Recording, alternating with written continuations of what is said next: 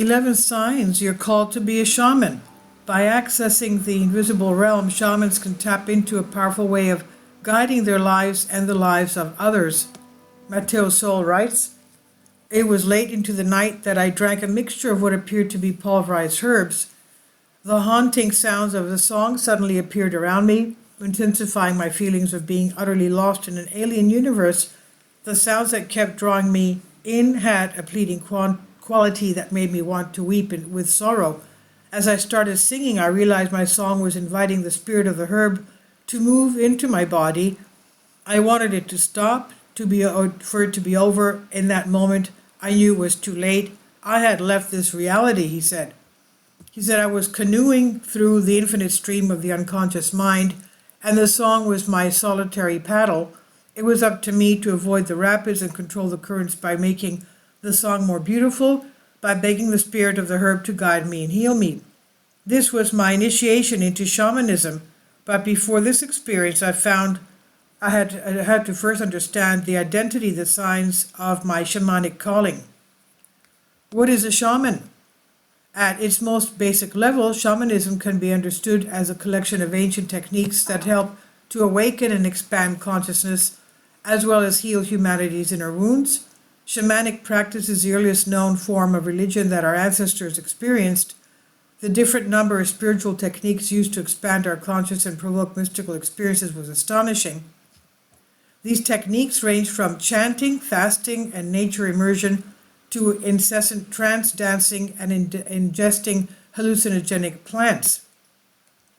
Unlike most religions where the main concern is finding answers, the shaman is more interested in provoking you to ask the right questions that will lead you to experience truth.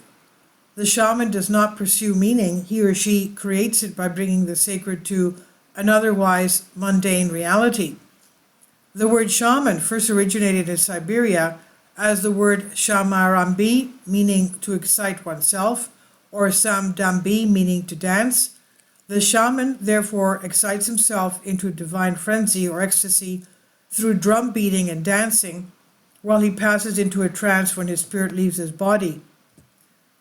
The scholar of comparative religion and anthropologist Marci Eliade gives us the most simple shaman definition as specialist in ecstasy, with an impressive list of abilities including thought reading, clairvoyance, firewalking, and spirit interaction, just to name a few.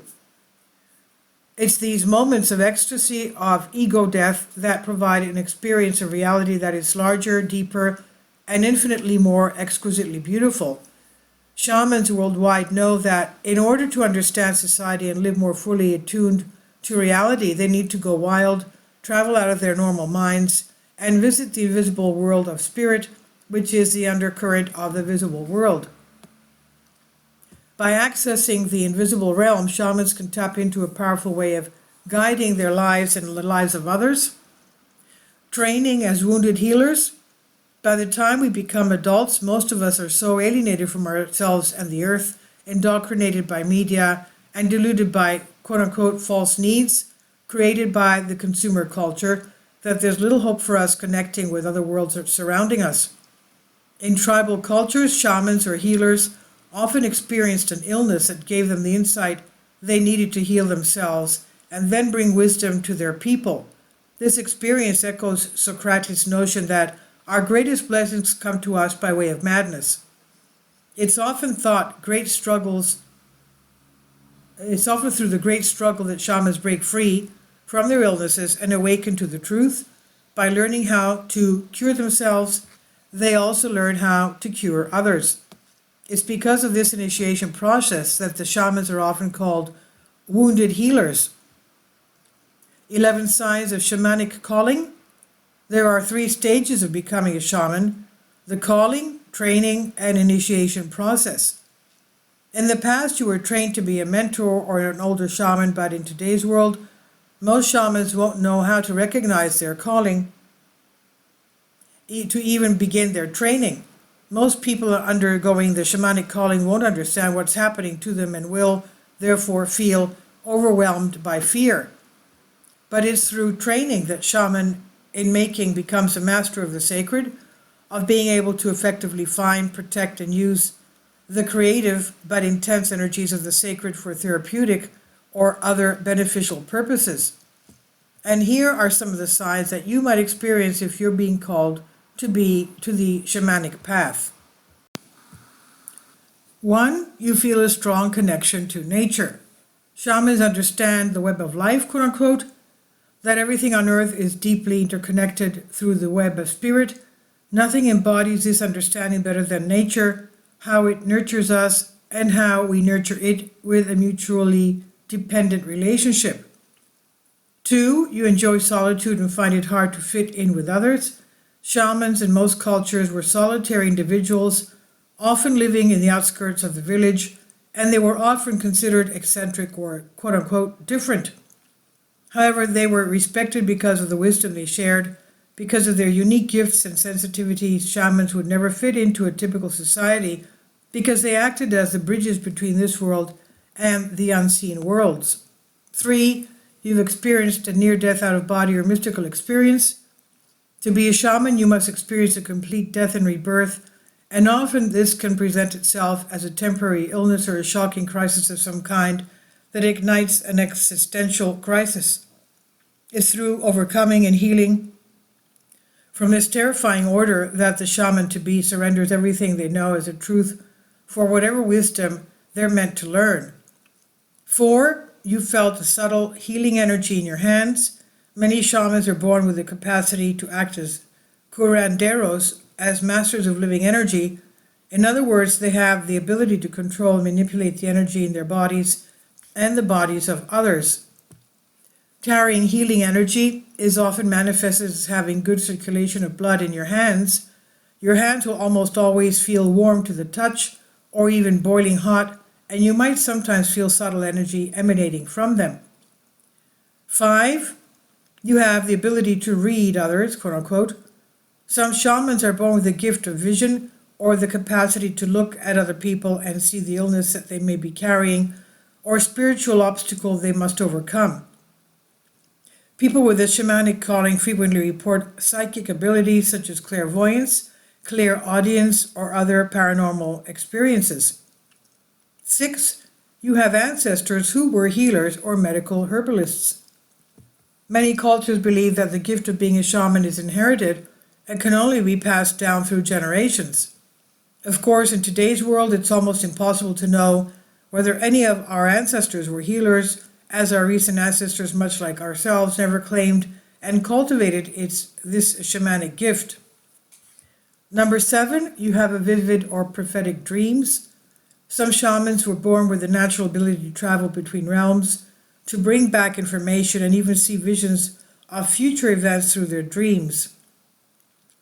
8, you are visited by spirit animals. Animals or hybrid animals, half human, play a big role in the shaman's journey. Spiritual animals serve as guides that share vital information and serve as reminders whenever we require their help, they said. 9, you see things that others cannot see. The ability to access other realms and hidden dimensions can start at a very early age. To be an effective shaman, you must have the fluidity of mind to be open and receptive to new information. This is a unique trait that has resulted in many shamans being labeled as and prescribed as mentally ill by modern science. 10, you have physical abnormalities that set you apart.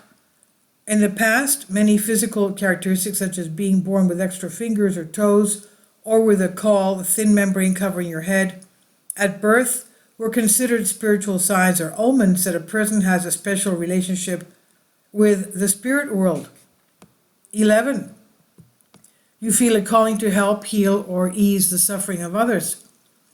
Ultimately, shamanism can be seen as a practice of balancing or self-correcting our relationship with others and the natural world around us. Whenever a shaman sees suffering, they'll feel a strong desire to heal it in order to reestablish that lost harmony within the web of life. The fact that you're looking up or reading this on shamanism is a sign you've been guided to learn about something very few people are interested in. These signs may be general and can happen to a lot of people, but in truth, many of us are being called by spiritual forces, yet few of us answer that call. Someday, some may be able to go through life without listening to the spiritual call, while others might experience depression and physical illness the more they close off and neglect to listen. So what happens once you do listen to your calling? How can you find training? Ideally, nothing is more effective than training and learning under a mentor or spiritual guide. Shamanism is spirituality that is experienced, not thought about or theorized. And this is by Matteo Sol, prominent psycho-spiritual teacher whose work influenced lives of thousands of people worldwide. And this is on Collective Spark by Matteo Sol, guest writer. Please leave your comments and thank you for your support. Please support my Patreon account. The daily posts are 5 videos daily, and they are totally different from what I have on my YouTube channel. Thank you so much for your support and that you find all my content so interesting. You'll find the Patreon account details in the description box below.